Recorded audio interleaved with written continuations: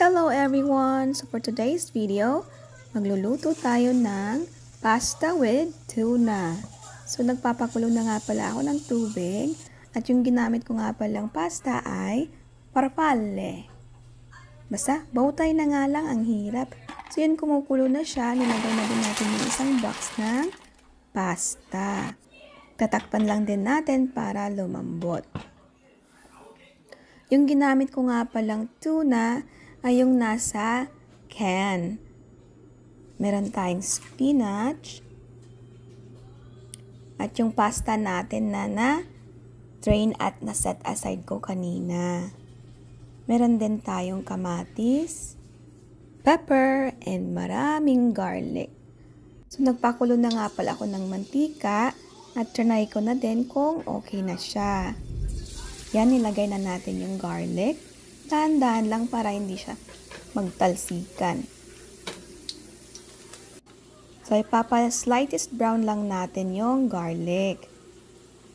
The more garlic, the better the taste. Mas masarap naman kasi pag maraming spices. Yun ang nagpapalasa ng pagkain. Yan, nilagay ko na din yung tuna.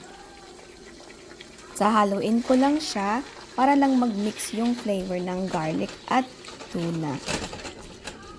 Halo-halo lang.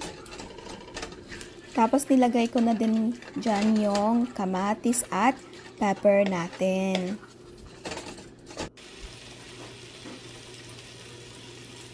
At haluin mo lang din ulit para lang mag-well combine yung flavor. Tapos tinimplahan ko na nga din yan pala ng asin at paminta. Ay! Oh, nagulat pang person. So yan, nilagay ko na din yung pasta natin. At kailangan lang natin siyang ihalo-halo ulit. Kasi luto naman na siya, hindi na siya kailangan matagal lutuin. So nilagay ko na din yung spinach.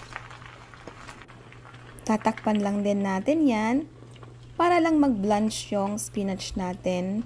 Kasi hindi naman kailangan lutong-luto. Kasi kinakain naman natin sa salad eh. Tapos yan, halo-halo lang. At ready to serve na yan. That's all for today, guys. God bless everyone. Thank you for watching.